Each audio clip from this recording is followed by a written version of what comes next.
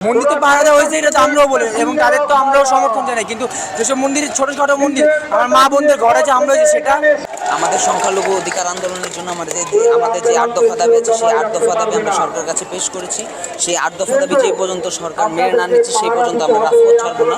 সেই 8 দফা দাবির প্রথম দফার দাবিটা হচ্ছে সংখ্যালঘু নির্যাতনের বিচারের জন্য দ্রুত বিচার ট্রাইব্যুনাল গঠন করে দোষীদের দ্রুততম সময়ে উপযুক্ত শাস্তি প্রদান, ক্ষতিগ্রস্তদের যথোপযুক্ত ক্ষতিপূরণ প্রদান ও পুনর্বাসনের ব্যবস্থা গ্রহণ করতে হবে।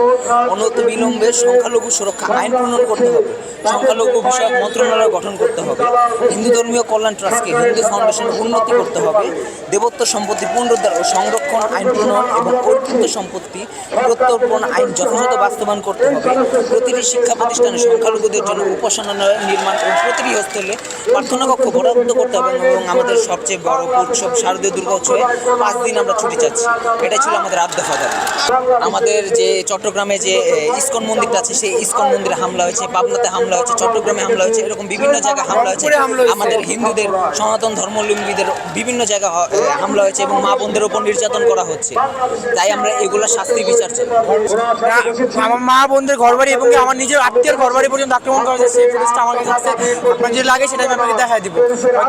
হয়তো অনেকে এটা বন্ধ করার জন্য এরকম কি করতেছে, বাট দেশের মন্দির উপর হামলা হয়েছে, এটা মন্দির তো পাহারা দেওয়া হয়েছে, এটা তো আমরাও বলি এবং তাদের তো আমরাও সমর্থন জানাই, কিন্তু যেসব মন্দির ছোট মন্দির আমার মা বোনদের ঘরে যে হামলা হয়েছে সেটা জাতীয়ভাবে না করুক, জাতীয়ভাবে করুক আর ব্যক্তিগতভাবে করুক, হামলা তো হয়েছে হিন্দুদের উপর, হামলা তো হয়েছে সংখ্যালঘুদের উপর, সেটা বিচার হবে না। আমরা সংখ্যালঘু বিষয়ে বাঁচতে চাই না, আমরা সাধারণ জনগণের মতো আমরা নির্দ্বিধায় আমরা বাঁচতে চাই, যাতে আমরা বলতে পারি আমরা বাংলাদেশে হিন্দু জনগণ, আমরা সাধারণভাবে আমরা বাঁচতে চাই। বাংলাদেশে কোনো বৈষম্য বিরোধী থাকবে না, আমরা সবাই জাতি ধর্ম বর্ণ নির্বিশেষে আমরা বাংলাদেশে বাস করতে চাই। এটাই ছিল আমাদের। এগুলো তো অনেক জায়গায় হামলা হয়েছে, যেটা বড় হামলা বা ছোট হামলা সবগুলো কিন্তু আমরা হামলা হিসেবেই করতেছি। এখন সেগুলো তো আমরা মুখস্থ করে রাখি না যে এই এলাকায় এই জেলাতে এই হামলা হয়েছে। এগুলোর জন্য আমরা ফেসবুকে অনেক পোস্ট করছি যেগুলো প্রমাণ সহকারে আছে, সেগুলো দেখলে আপনারা বুঝতে পারবেন। সেগুলো আমাদের কি বললাম, প্রত্যেকটা জায়গায় যে জায়গায় যেখানে হিন্দু সংখ্যাগরিষ্ঠতা আছে প্রত্যেকটা জায়গায় আমরা হামলা হয়েছে। আমরা যারা হিন্দু সম্প্রদায় বা সংখ্যালঘু যারা আছি সবার সমান অধিকার হোক। আমরা বাংলাদেশে ভাইসে আসি নাই, আমরা বাংলাদেশের নাগরিক। একজন মুসলমানের যতটা অধিকার আমাদের ঠিক ততটাই অধিকার, এবং আমাদের যে দাবিগুলো জানানো হয়েছে 8 দফা দাবি অবিলম্বে সেগুলো মাইনে নেওয়া। আমার বাড়িতে এখনো হামলা হয় নাই, কিন্তু আশেপাশে প্রচুর হামলা হচ্ছে। কিন্তু আমাদের বাড়িতে সেই সরকার পতন হওয়ার পর থেকে সরকারের সাথে আমার কোনো সম্পৃক্ততা নাই, ঠিক আছে। আমি শুধু চাই স্বাধীনতা, স্বাধীনভাবে বাঁচতে। আর আমাদের কেন রাত জেগে পাহারা দিতে হবে মন্দির? আমাদের বাড়িতে আজ পর্যন্ত কেউ প্রত্যেক দিন রাতে পাহারা দিতে হয় এখনো, ঠিক আছে। তারা কেন রাত জেগে পাহারা দেবে? প্রতিদিন তাদের সুরক্ষা।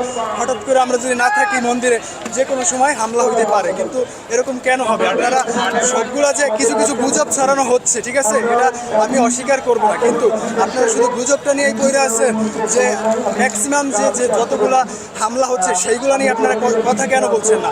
আপনারা শুধু গুজব এইগুলাই নিয়ে বলছেন। বললে গুজব 2-1টা থাকবে, ওইটা চক্রান্তমূলকভাবে করা হচ্ছে, ঠিক আছে, আমাদের আন্দোলনকে থামিয়ে দেওয়ার জন্য। আমাদের হিন্দুদের উপর যখনই হামলা হয়েছে তখনই সোচ্চার হয়েছে আন্দোলন, কিছু জায়গায় হয়েছে। আর এখন আপনি দেখবেন যে একটা বৈষম্য বিরোধীর আন্দোলন হয়ে গেছে, ঠিক আছে। এই একটা আন্দোলনের ধারা যে চলছে, এই ধারাই চলছে।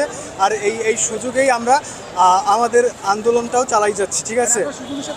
শুধু সুযোগেই বলবো না, আন্দোলন সব কিছু একটা ধারা আছে যে একবার একটা কিছু শুরু হইলে সেটা সহজে থামে না, ঠিক আছে। এটা হওয়া পর্যন্ত যেহেতু একটা আন্দোলনের প্রক্রিয়া চলছে, সেই আন্দোলনের প্রক্রিয়া চলমান রয়েছে, আমরা কেন পিছিয়ে থাকি?